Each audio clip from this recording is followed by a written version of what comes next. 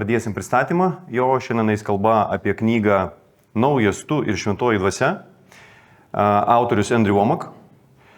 Pakalbėsim apie tai, kas tai per knyga. Pakalbėsim be abejo apie autorių, kas tai, kodėl, jeigu nesat pažįstami, kodėl turėtumėt atkreipti dėmesį arba vertėtų atkreipti dėmesį. Aš suprantu, kad šiais laikais yra labai daug knygų ir Medipresui, man atrodo, mes turėjom verslo pusryčius ir jie pasakė, kad virš 2,5 tūkstančių naujų knygų atsiranda kiekvieną mėnesį lietuvių kalba.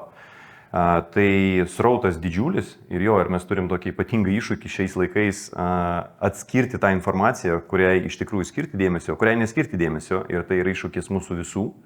Ir mes su tom susiduriam, bet kuriuo atveju mes turim laiką, mes turim galimybę, mes turim tam tikrus prioritetus. Taigi, ačiū už jūsų laiką ir tikiuosi tie 30-40 minučių neprabėgs be vaisiai, kaip minimum susipažinsit su nauju labai įdomiu autoriumi. Tai va, mano vardas yra Martin Daukantas, aš esu atstovas Maloni banga. Maloni banga tai yra leidykla ir ta organizacija, kuri būtent ir juda šitoje žinioje, apie kurią kalba šitą knygą. Va, ir mes apie viską pakalbėsime paeiliui.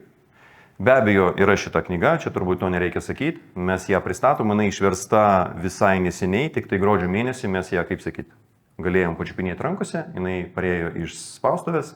Va, taigi knyga yra, aišku, parodos proga ypatinga kaina, nors jinai ir taip nėra didelė, 7 eurai, tai jeigu norėsit, prašom, galima bus įsigyti. Va, bet svarbiausia yra turinys. Knygų galima prisipirkti ir aš matau, kaip žmonės vaikšto parodoj, nešiodami, sako, mums jau reikia kažkur jas padėti, todėl kad jau tiek prisikrovėm, kad nežinau net kada perskaitysiu.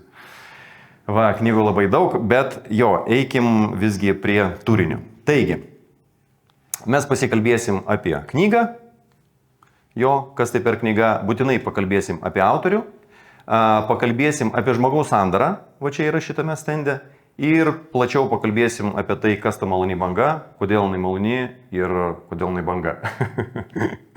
Mes skleidžiame tai, kas džiugina mus pačius ir tikime, kad tai gali pradžiuginti dar labai daug žmonių.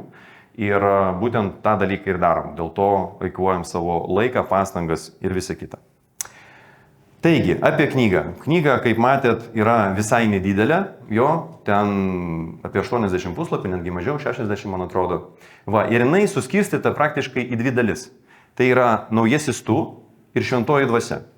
Taigi, naujasis tu eina kalba apie žmogų, kuris priima Kristų kaip savo gelbėtoją. Ką tai reiškia? Tai reiškia, kad iš visų nuomonių, kurių yra labai daug šitame pasaulyje, ir taip ir turėtų būti, aš savo laisvą valią, kaip žmogus, kuriam kūrėjo duota valdžia pasirinkti, aš renkuosi virš visų autoritetų būtent šitą asmenybę. Tai yra Jėzų Kristų. Taigi, šitoj knygoje eina kalba apie tai, kas įvyksta tokio žmogaus gyvenime. Kas įvyksta, kai žmogus sako, taip, aš tikiu, kad šita istorinė asmenybė, kad šitas žmogus ir Dievas buvo šitoj žemėje ir tai, ką jisai kalbėjo, iš tikrųjų yra svarbu. Aš nusprendžiu savo gyvenime, kad tie pasakyti žodžiai bus aukščiau už visus kitus žodžius.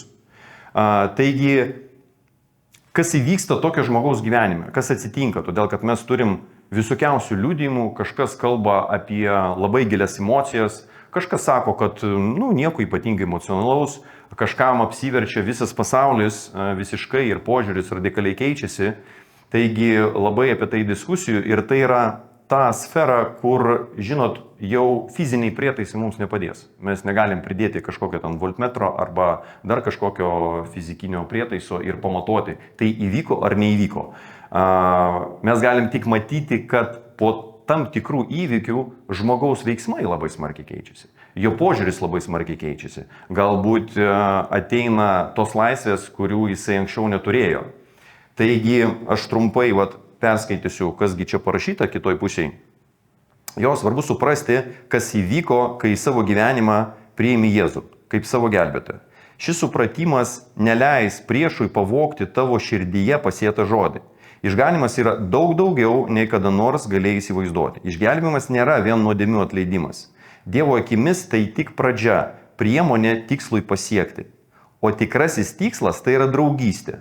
Jau šiandien tapk Jėzaus mokiniu, sužinok, kodėl krikščionybė išsiskiria iš visų kitų religijų, suvok Dievo požiūrį į būsimasias esamasis ir buvusias esamasis ir būsimasias nuodėmes.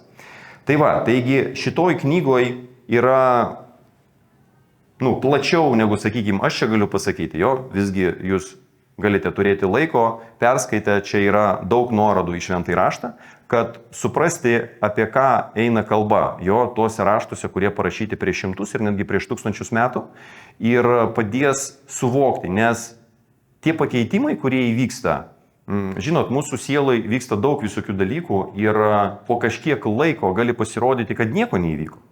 Arba gali atsirasti kažkokie pergyvenimai, kurie atrodo nori sustabdyti tą pasikeitimą. Todėl labai svarbu žmogui labai aiškiai suvokti, tai kasgi įvyko, tai kasgi atsitiko su manim. Tai va, tai čia yra pirmoji knygos dalis. Mes plačiau paskui dar pasikalbėsim, nes tai labai liečia būtent žmogaus sandoros, apie ką eina kalba. O antroji dalis kalba dar apie šventąją dvasią. Nežinau, kiek jūs esate susipažinę su šia asmenybė, bet trumpai galiu pasakyti, kad kai mes kalbam apie tai, kad Dievas yra trijose asmenybėse, tai apie tai kalba ir eina, kad yra Dievas Tėvas, Dievas Jėzus Kristus ir Dievas Šventoji Dvasia. Bet Šventoji Dvasia tai yra tai, kas ateina į mūsų gyvenimą jau po to, kai mes priimam Kristų kaip savo gelbėtoją. Ir vėliau aš toj schemai parodysiu, kame yra šaknis, bet Šventosios dvasios buvimas mūsų gyvenime labai pakeičia daug dalykų. Tiesiog radikaliai gali pakeisti. Va, Jėzaus dovanotas visavertis gyvenimas neįmanomas be šventosios dvasios. Prieš priimdami Jėzų mokiniai buvo silpni ir išsigandę. Jeigu jūs atsimenat, jeigu skaitėt Evangeliją, tai mes ten pamatom tokį įdomų reiškinį, kad kai Jėzus buvo nukryžiuotas, mirė, po to netgi, kai jie matė, kad jis prisikėlė, jie vis dar buvo tokiam sąmyšy. Tai kągi daryti? Mokytojo nėra. Jo, jis prisikėlė, tai wow, tai yra tai, ko mes dar nematėm, negirdėjom, bet ir ką toliau daryti. Ir mokytojas jiems pasakė, likite ir laukite, ateis šventoji dvasia. Ir žiūrėkit, aš dabar neisiu ten į teologijas ir visus kitus dalykus, aš tiesiog kalbėsiu apie faktus. Po to, kai nužengė šventoji dvasia, tų žmonių neįmanoma buvo sustabdyti. Jie ėjo kiaurai, jie nebijojo nieko, jie buvo kalėjimuose, bet kalėjimai negalėjo jų išlaikyti, jie buvo naikinami ir varomi iš savo miestų, iš kaimų, bet jų nieks negalėjo nužudyti. Ir mes matom, kad kažkas labai rimto įvyko tų žmonių gyvenime ir raštas mus mokina, kad tai prieinama dabar, kad tai nėra tik tai fantastinė, nuostabi ar labai įdomi istorija iš praeities. Kad tai vyksta šiom dienom, kad tai pasiekiama kiekvienam žmogui, nes kūrėjas to nori, kūrėjas to trokšta, kad kiekvienas žmogus, ir jis apie tai labai aiškiai sako, jisai sako, ateikite visi, aš jūs nuraminsiu, jisai nesako, kad man netinki tu ar tu, jisai sako, kad aš kiekvieną priimsiu, jo, jis nėra išgąsdintas mūsų klaidom, jis nėra išgąsdintas mūsų nuodėmėm, jo, jis nėra išgąsdintas kažkokiais įvykiais mūsų gyvenime. Jis kviečia ir laukia kiekvieno žmogaus. Taigi, Dievo, palaukit, kur aš čia baigiau, reiškia, prieš priimdami Jėzų mokiniai buvo silpni ir išsigandę, bet paskui kiekvienas iš jų tapo stebuklingos Dievo jėgos nešėjų ir mes matom išgydymus, mes matom netgi prisikėlimus. Taigi, visa tai prieinama jau ir šiandien. Jei tiki, kad Biblija yra tiesa, vadinasi, turi patikėti, kad šventosios dvasios krikštas taip pat Dievo valia kiekvienam iš mūsų. Šioje knygoje Andrew, tai yra autorius, apie kurį toj kalbėsime, diskutuoja apie maldos kitomis kalbomis pagristumą. Moko, kaip pradėti jomis kalbėti, pasakoja apie kitas šventosios dvasios dovanas. Taigi šita knyga labai svarbi tiek žmogui, kuris gal tik visai neseniai patikėjo Kristumi, bet taip pat ir tam žmogui, kuriam aktualus šventosios dvasios krikšto klausimas. Nes šito klausimu, jeigu jūs susipažinę su ta tema, yra labai daug diskusijų. Yra labai daug ir už, ir prieš. Vieni sako, kad tai turi būti ir be to niekaip, kiti sako, kad to iš vis neturi būti, kiti duoda kažkokius vidutinius variantus. Tai labai svarbu įsiaiškinti. Ir šita knyga jums padės. Supraskite teisingai, aš nesakau, kad kaip šitoje knygoje parašyta, kitaip negali būti. Šita knyga padės įsiaiškinti, tai kaipgi visgi yra. Ar tai reikalinga, ar tai nereikalinga, ar tai įmanom, ar tai neįmanoma ir kaip tai gali reikštis mūsų gyvenimuose.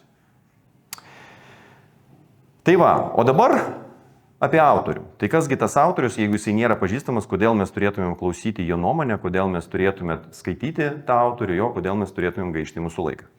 Viena iš garsių frazių to žmogaus: Dievas nepyksta ant tavęs, jis net nėra blogos nuotaikos. Labai populiari ta nuomonė mūsų visuomeniai, ypač Lietuvoje kažkodėl jinai paplitusi, kad Dievas labai nepatenkintas, kad Dievas labai pyksta, kad Dievas siunčia labai daug baisių dalykų į mūsų gyvenimus ir kaip tautai, ir kaip atskirai šeimai arba konkrečiai asmeniui. Bet šitas žmogus teigia tokį teiginį ir žada jį pagrysti šventuoju raštu. Taigi pažiūrėkim, kas tai per žmogus. Trumpai, tiesiog keli faktai. Šitas žmogus jau parašė virš 30 knygų, parašė labai sėkmingai, kai kurios išverstos į daugiau negu 40 kalbų. Viena iš jų tai yra Dvasia, siela, kūnas. Čia su savimi mes neturim, bet jeigu ateitumėt prie mūsų stendo 321A, tai ten mes turim tą knygą, arba mūsų svetainiai, be abejo, jūs taip pat ją galite rasti. Bet, tai yra faktai. 30 knygų jau yra parašyta ir yra paplytę po visą pasaulį. Šis žmogus yra Haris Biblijos koledžo įkūrėjas ir koledžas šiai dienai veikia 20 skirtingų šalių, skirtingom kalbom.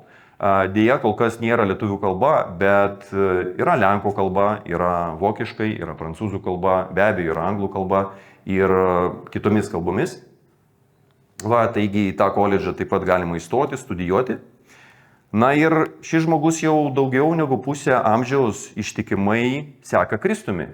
Tai irgi labai rimtas faktas, kad tai ne kažkoks išsišokėlis, kuris čia užkėlė kažkokią sensaciją ir po to kažkur tai dingsta. Mes dėja matom tokių, kaip sakyti, krentančių žvaigždžių, kurie tiesiog parodo kažką tai ir atrodo sukelia bangas, sukelia sensacijas ir po to mes žiūrim, kad tie žmonės patys nesilaiko to, kame gyvena ir po kažkiek metų iš vis išsižada to, kame yra.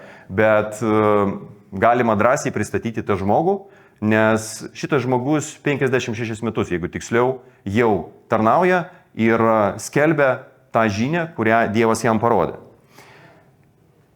Tai sekančiam slaide mes pamatysim taip trumpai tokius svarbius įvykius šio žmogaus gyvenime. Taigi 68 metais, jau dabar praeito amžiaus, 1968 metais, Andrius susitiko su Dievu ir tai pakeitė Andrių gyvenimą. Jis nusprendė sekti Dievo pavyzdžių savo gyvenime. Tai yra 68 metais, kaip jis pats pasakojo, jis turėjo ypatingą pergyvenimą, kai jisai kelis mėnesius tiesiog jautė tą begalinę meilę, kurią kūrėjas turi kūriniui. Ir jam buvo tai labai keista, kaip jisai pats sako, nes jis labai aiškiai buvo išmokintas ir jautėsi nevertas tos meilės. Jis jautėsi, tiksliai ne tas objektas arba nėra tas, kuris pasiekė ten kažkokio aukštumų, arba tai moksle, arba tai kitose srityse. Ir jam tai iš vienos pusės, kaip jisai sako, buvo labai keista, bet iš kitos pusės jisai suprato Dievo prigimtį ir suprato, kad daugiau tylėti jis apie tai negali. Išgyvenęs tai, jis nebegali daugiau apie tai tylėti. Ir jau 72 metais jis pradėjo mokinti žmonės tom, ką jam Dievas yra atvėręs. Ir nežinau, kaip tai pavadinti, kaip ne Dievo valia, jeigu žmogus iš kaimo, jisai yra iš Techaso valstybės, iš valstijos, iš visai nedidelio miesto, paprastų mokytojų, reiškia vaikas, Šiai dienai tas žmogus vadovauja organizacijoje, kurioje vien tik tai Jungtinėse valstijose yra virš 2000 darbuotojų, pastovių darbuotojų, nekalbant apie savanorius ir nekalbant apie kitas šalis, kiek kitose šalyse žmonių tame juda. Bet istorija trumpai buvo tokia. 76 metais pasirodė jau pirmosios radio laidos. Jis pradėjo dalintis per radiją ir augo. Aišku, ten buvo daug visokių iššūkių, daug visokių sunkumų, bet viskas judėjo į priekį ir jau 94 metais atsirado pirmasis Harės Biblijos koledžas. Tai 94, tai kiek čia mes turim, jau 24 plus 6, jau beveik 30 metų pirmajam koledžui ir jie toliau sėkmingai veikia. Pavyzdžiui, šiais mokslo metais, tai yra 23 metais, tik į pirmą kursą, tik Kolorado valstijų, iš kur viskas eina, įstojo į pirmą kursą 1500 studentų, ta prasme, tik į pirmą kursą. Tai koledžas pastoviai plėtėsi. 2000 metais pasirodė pirmosios televizijos laidos ir šiai dienai labai plačiai transliuojama būtent per televizijos kanalus, ta prasme ne per internetą, bet televizijos kanalus. Internete be abejo viskas taip pat yra, bet per televizijos kanalus ir padengia praktiškai visą planetą. Ten potencialūs žiūrovai beveik visi planetos gyventojai, ta prasme, nes eina per daugelį televizijos kanalų.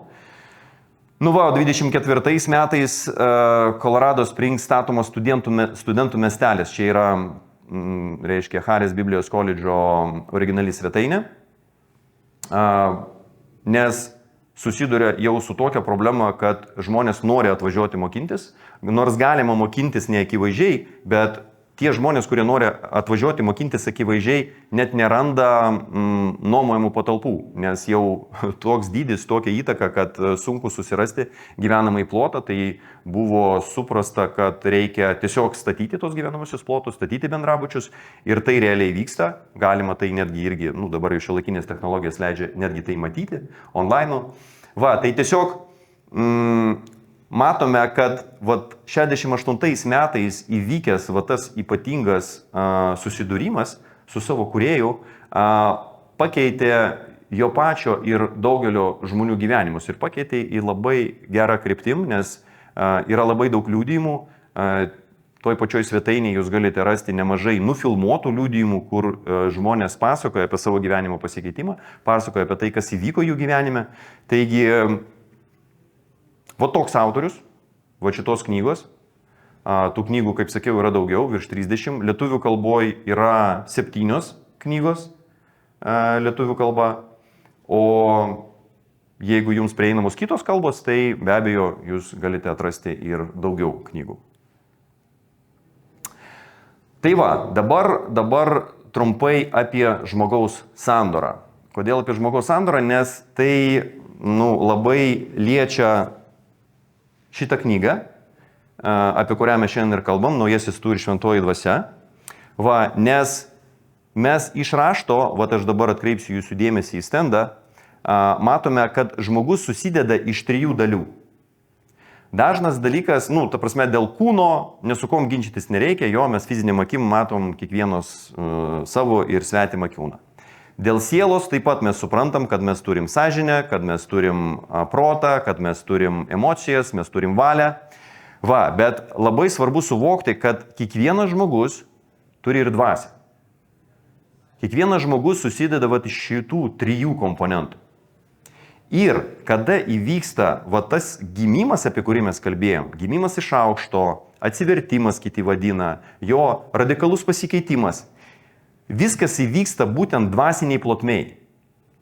Dievo žodis mus mokina, kad dabar yra viskas nauja. Kai tu priimi viešpatį Jėzų Kristų kaip savo gelbėtoją, tai dabar yra viskas nauja. Ir visiškai naujai pasikeičia būtent žmogaus dvasia. Čia yra apačioj padarytos schemos. Aišku, viskas yra labai schematiška. Mes turim suprasti, kad mes ne apskritimai, mes žmonės. Bet jeigu mes taip supaprastinsim, yra mūsų kūnas, Biblija tai vadina indu, kuriame yra siela ir kuriame yra dvasia. Taigi žmogaus, kuris nepriima viešpatės kaip savo gelbėtojo, jo dvasia yra atskirta nuo viešpatės. Jis gyvena gyvenimą nepriimdamas kūrėjo į savo asmenybę. Jis gyvena be jo. Ir tai atveda dažniausiai prie visokiausių liūdnų pasiekmių. Pas kažką daugiau, pas kažką mažiau. Aišku, kiekviena istorija unikali, bet turbūt daugelis žmonių gali paliudyti apie tai, kad viduj yra kažkas tai, kas mane ten laužo, stumia, kažko visą laiką trokšta ir nepasitenkina. Taigi, kada įvyksta tas atgimimas iš aukšto, atsivertimas, Dievas mums duoda naują dvasią.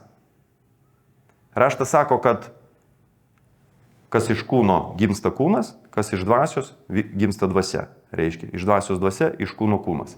Taigi, mūsų pasikeitimas įvyksta būtent dvasiniai plotmei. Kodėl aš tai labai akcentuoju? Todėl, kad to pasikeitimo mes galim neapčiuopti. Ir po to, kai emocijos, sakykime, nusilpsta, gali susidaryti įspūdis, kad nieko ir nepasikeitė mano gyvenime. Nes mūsų siela nesikeičia momentaliai. Mūsų sielai, kaip čia ir parodyta, lieka tokių juodų dėmių. Pas kažką daugiau, pas kažką mažiau, kurios galbūt ir kūne atsiliepia irgi jo kažkiek. Taigi, kai mes pažiūrime veidrodį, mes matom tą patį kūną, mes bandom analizuoti savo emocijas ir vėl atrandam galbūt liūdesį, galbūt pyktį, galbūt pavydą, bet pasikeitimas įvyksta būtiniai dvasiniai plotmiai. Ir atsimenat, jeigu skaitėt Evangeliją, Jėzus sakė, kad ateina laikas ir jau atėjo, kai mes šlovinsim Dievą dvasioje ir tiesoje. Taigi Dievas į mus žiūri per dvasią, nes jis pats yra dvasia, kaip čia yra parodyta, jo, grindžiant Dievo žodžiu. Viešpats mus mato būtent dvasiniai plotmiai ir bendrauja su mumis dvasiniai plotmiai. Taigi nuodėmės, kurios mums trukdė ateiti ir bendrauti su šventu Dievu, jos pašalintos per Jėzų Kristų. Todėl mes ir skelbiam tą žinią, kad Dievas nėra piktas, kad Dievas rūstybę už nuodėmę jau išliejo ant Jėzaus Kristaus ir rūstybės ir piktumo už nuodėmę nėra. Dievas nori bendrauti su žmogum ir padėti jam pirmiausia priimti naują dvasią ir išvalyti savo nuostabią sielą nuo visų šitų liekanų, kas tai bebūtų. Gal tai buvo kažkokia liga, gal tai buvo kažkokie emociniai dalykai, arba valios trūkumas, bet kas, ta prasme, tai yra unikalu. Ir šitoj schemoj, ta prasme, šitam slaide, yra kelios kitos schemos parodytos, per kurias mes suprantam, pavyzdžiui, šita schema mums labai aiškiai parodo, kad jeigu iš dvasios aš neleisiu per savo sielą tos tiesos, kurią kalba Dievas dvasioje, tai niekada neateis į mano gyvenimą, tai niekada neateis į mano kūną. Nes būtent sieloje yra protas, per kurį aš priimu tą informaciją ir sakau, ne, nesąmonė, aš tom netikiu, aš tai atmetu. Tada tai negali ateiti į mano gyvenimą, suprantat? Nes aš tom netikiu, aš tai atmetu, aš tai palieku kažkur tai ten. Žinot, pavyzdys gali būti labai primityvus, jo.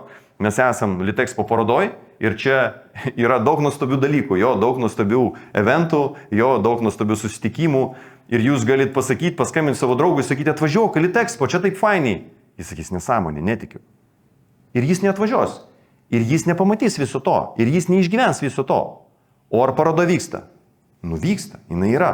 Tai supaprastinus, galim sakyti ir čia. Dievas sako savo žodį, sako ateik, patikėk, kitaip tu negali ateiti, nes jeigu tu netiki, kur tu eisi, bet jeigu tu patikėsi, tu darai žingsnį ir tada tai įvyksta tavo gyvenime, nes jis tai pažadėjo.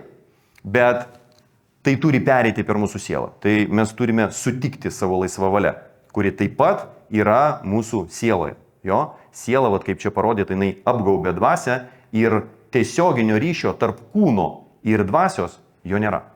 Tai yra labai svarbi mintis. Be abejo, visus tos dalykus jūs atrasite knygoj ir ne tik šitoj knygoje, bet ir kitose knygose, bet čia, sakykime, toksai trumpas vėlgi variantas, kur galima perskaityti pirmiausia tas visas nuorodas į šventąjį raštą, kuriom šimtai arba netgi tūkstančiai metų, jeigu mes paimsim Senąjį testamentą, bet tai veikia, tai aktualu tai šiandien toliau mums padeda gyventi, išveda mus iš problemų ir padeda susidoroti su problemomis, kurių neišeina įveikti. Gerai, tada dar trumpai papasakosiu apie tai, kas yra Maloni banga. Taigi, Maloni banga tai yra organizacija, kuri įsikūrusi Lietuvoje. Mums bus balandžio mėnesį 6 metai tik tai. Ir mes dalinamės šią tiesą, dalinamės šią žinią su kitais žmonėm. Tai pakeitė mūsų gyvenimą ir matom, kaip tai keičia kitų žmonių gyvenimus. Ir ką mes darom, mes verčiam knygas į lietuvių kalbą, nes mes lietuviai, mes norim kalbėti ir skaityti lietuviškai, dėl to verčiam. Toliau mes organizuojam proto atnaujinimo studijas, proto atnaujinimo Dievo žodžių studijas. Tam tikslui yra naudojamas Harės Biblijos koledžo medžiaga. Dar toksai svarbus faktas, sakykime, apie Harės Biblijos koledžus, tai kad jeigu mes sudėsime visų mokytojų, kurie mokina Harės Biblijos koledže tarnavimo stažus, ta prasme, kiek jie yra Dievo žodį ir kiek jie dalinasi tuo žodžiu, tai mes gausime virš 1000 metų. Ta prasme, tai yra didžiulis potencialas. Čia neina kalba apie vieną žmogų, jo. Taip, mes kalbam apie autorių, bet, čia ne apie jį. Čia apie tai, kas parašyta rašte. Ir šitame judėjime yra labai daug žmonių, ačiū Dievui. Ir tai yra nuostabu, kad šita žinia užlieja pasaulį ir toliau, sėkmingai tai daro.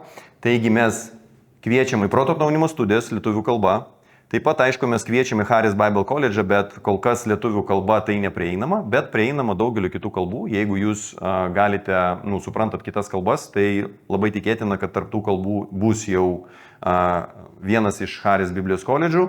Studijuoti galima neakivaizdžiai ir akivaizdžiai. Čia jau jūs pasirenkat. Be abejo, akivaizdžiai tai yra didesnis pasišventimas, bet ir neakivaizdžiai taip pat galima įstoti ir tame koledže studijuoti. Ta prasme, jūs ten, jeigu įdomu, tai jūs ten gaunat ne tik, medžiagą, klausykis ir viskas, bet jūs gaunate palydą, ten yra klausimai atsakymai, yra egzaminai ir jūs judate į priekį, žingsnis po žingsnio, ta prasme. Nepaminėjau dar stovyklas. Mes organizuojame stovyklas. Kiekvienais metais jau 4 stovyklos įvyko ir mes matom, kad tos stovyklos labai reikalingos, vis atvažiuoja vis daugiau žmonių. Ir šiais metais irgi bus stovykla Liepos 22-28 dienom. Galima atvažiuoti į Kauno rajoną, Jadagonis yra toksai kaimas, ten yra nuostabi vieta. Ir ten susirenka bendraminčiai, vėlgi laisvoj formoj, mes ten ilsimės, kas turi vaikų su vaikais. Ten tiesiog nuostabi vieta pailsiauti, bet aišku, tai visgi antrinis dalykas. Pirminis dalykas tai susipažinti su bendraminčiais, būti šioje žinioje, gilintis toliau ir leisti kūrėjui keisti tai, kas ne pagal jį. Nes anksčiau ar vėliau viskas bus pakeista. Norim mes to ar nenorim. Ar mes sutinkam ar ne, bet kas sukūrė, tas ir žino, kaip viskas baigsis. Pamastymui, jog labai dažnas dalykas, kad nuomonė apie Dievą yra suformuota religinių tradicijų, kurios labai dažnai netitinka švento rašto. Mes nesakom, kad tradicijos yra blogai. Mes nesakom, kad visos tradicijos yra blogai. Jokių būdų. Bet dėja, susiduri su tokiais dalykais, kada paveldi tradiciją, bet jau nebežinai, ką jinai reiškia ir kam jinai reikalinga. Ir gaunasi tokia, tuštybė. Ta prasme, mes darom kažką tai ir galvojam, kad mes tai darom dėl savo kūrėjo, dėl savo Dievo, o po to paaiškėjo, kad jis to net nenorėjo. Ir Jėzus, atsimenat, sakė, jūs mano vardu darėte tą, aną, o aš jūsų nepažįstu. Tai, kaip ir buvo pasakyta pradžioj, kad to atgimimo dvasinio tikslas ne tik nuodėmių atleidimas, čia yra savaimis dalykas, bet svarbiausia tai yra santykis, tai yra bendravimas su mūsų kūrėju ir kūrėjas to nori. Dievas to nori ir jis padarė viską, kad tai taptų įmanoma. Taigi, čia kelios tezės.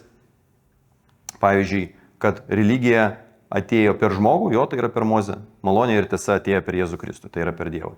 Religija atneša mirtį, malonė atneša gyvybę. Čia kažkur parašyta, religija apkaltina geriausiai iš mūsų, jeigu mes naudojam įstatymą, Tai koks be būtų tobulas žmogus, jis nebus tobulai tobulas. Jo, mes atrasim, kas jame ne taip. Ir tai atneša kaltę. Bet malonė, kuri atėjo per Jėzų Kristų, jinai išteisina blogiausią iš mūsų ir duoda jėgą išeiti iš tos tamsos ir judėti šviesos link.